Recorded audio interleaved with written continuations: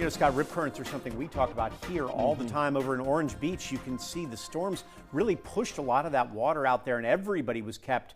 You know, Alabama, those bright white beaches are beautiful, Yes. and so many people come out, but there was no way. High surf, strong currents.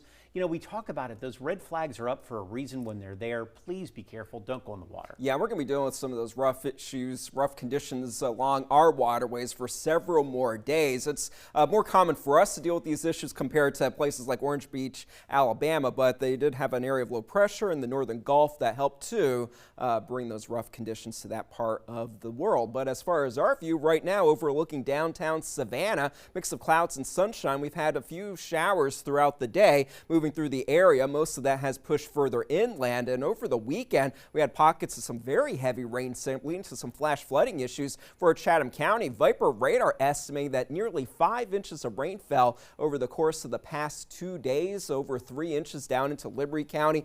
Same thing for portions of Bryan County, looking at some of those higher rainfall totals, but further inland, just as expected, those totals quite a bit lower, just a trace out in places like Montgomery and Toombs County. Most other spots between about a half an inch and an inch. But as far as Viper radar right now, a few passing showers are developing. We do have a little bit of that activity just off of the coast, but some of that steadier rain has been further inland. A lot of places like Screven County and into Bullitt County, further to the south of Interstate 16, especially down into Long County and into Wayne County. We do have some of that heavier rain setting up for us right now. Near Jessup, we do have one of those heavier downpours at the moment, and we do have the risk of a few more of these showers over the next few hours, but overall conditions will be a bit drier as we go into the overnight and into the day tomorrow, and that drier pattern will set up for a couple of days at least. The wind is going to remain strong for us. That's helping to pile up some of that water right along our coast, leading to higher than normal tides, and also the full moon occurring tonight, so we will see some issues with that over the next several days. Temperature-wise, with those showers around and some cloud cover in the area, a few spots are just in the mid to upper 70s, 82 degrees though for us here in Savannah. Remaining breezy for tomorrow, a little bit warmer during those afternoon hours with a few spotty showers setting up in the late afternoon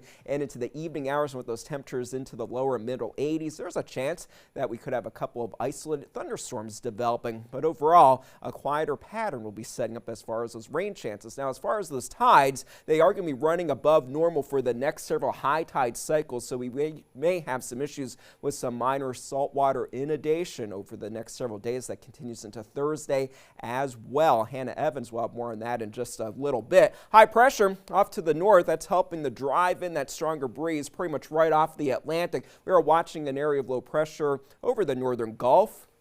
That's what's been giving those rough conditions for places like the beaches of Alabama. That's not coming in our direction, but we are watching this system in the midsection of the country. This will eventually bring us those higher rain chances going into the later part of the week. In the tropics, we're watching two areas for potential development in this area in the Western Caribbean. A low-end risk as it does cross over the Yucatan Peninsula into the southern Gulf, into the Bay of Campeche, but this one in the central Atlantic becoming a little bit better organized, a 90% chance of it becoming the season's next tropical depression or storm. But at this point, it looks like it will take a northerly turn, perhaps impacting the northern Leeward Islands, getting close to Bermuda, but it should stay well off of the east coast of the United States. So we're in good shape at this point in the tropics. As far as our local forecast, a couple of stray showers not out of the question for our Tuesday and Wednesday. Higher rain chances for Thursday and Friday, but then for the weekend, as that system clears out and actually eventually forms into a nor'easter